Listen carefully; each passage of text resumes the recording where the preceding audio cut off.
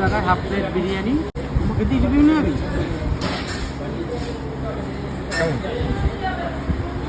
খুব সুন্দর খেতে। এটা হাফ প্লেট বিরিয়ানি 200 টাকা নিল।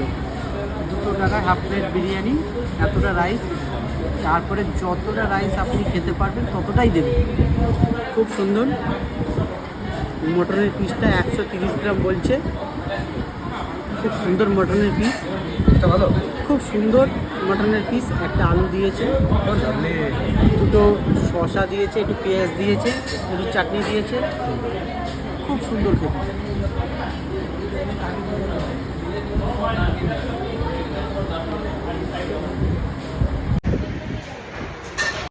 পুরো চর্বি, পুরো পিসটাতে চর্বি। And my review is third class and unhealthy biryani.